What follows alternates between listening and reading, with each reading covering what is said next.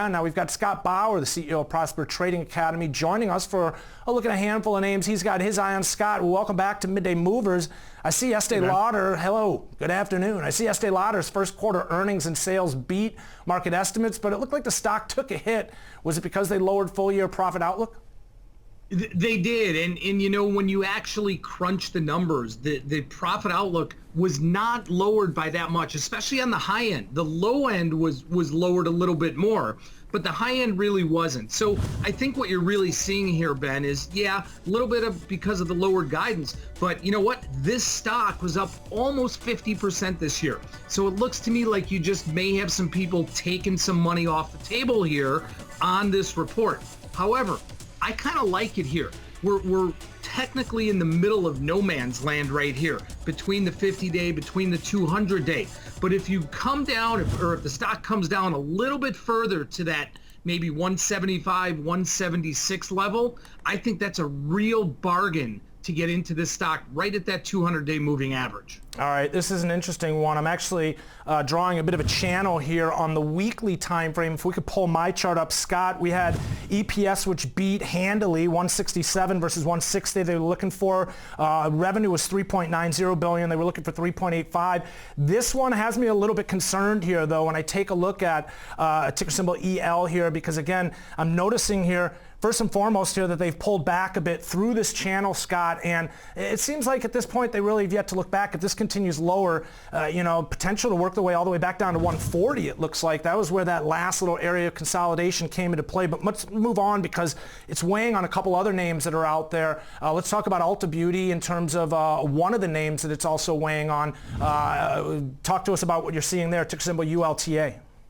Yeah, it really is. And you know, Ulta was the darling of that space until last earnings came out, when the stock really just fell out of bed. So since last earnings, the stock has really been range bound, really, you know, just kind of hugging around that 220-ish level or so, you know, a little bit above that, but that really set kind of a floor in of some support.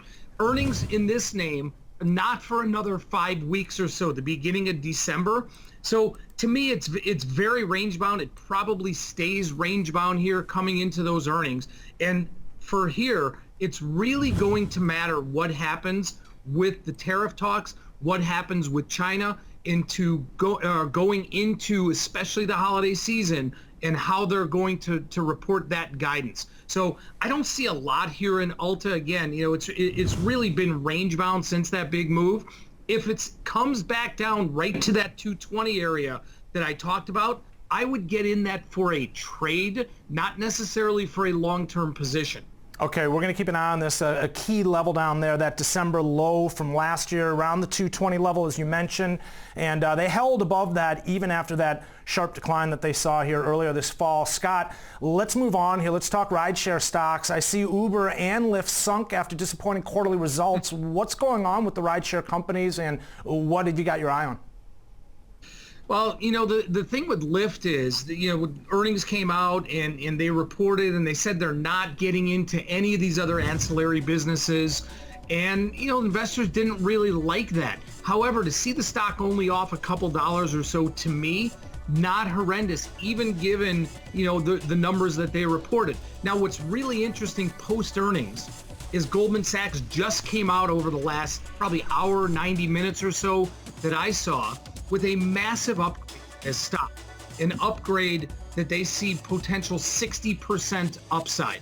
So their new target is $70. It was 58. However, if you look at the rest of the street, the average analyst estimate out there, their target is $69, 69 and change. So this upgrade by Goldman, I love the fact that they did it after the earnings call and after the stock is down.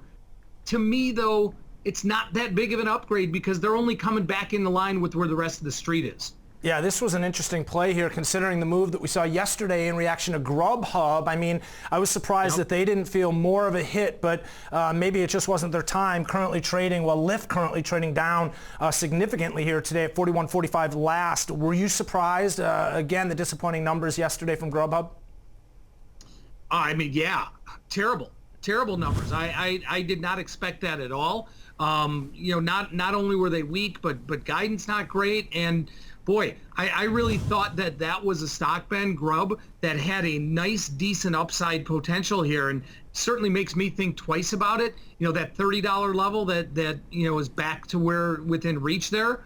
That's going to be really critical, even after this massive drop. If it can't hold there, you know, there's no bottom in this stock in the foreseeable future. Yeah, I guess one positive is that these stocks are still holding up above the yearly low prints here, and Right. something to watch here for sure. Scott, really appreciate you joining us here on Midday Moves. A great look at a handful of names that you've got your eye on. We'll keep our eye on. That's Scott Bauer. He's the CEO of Prosper Trading Academy. A quick break here, but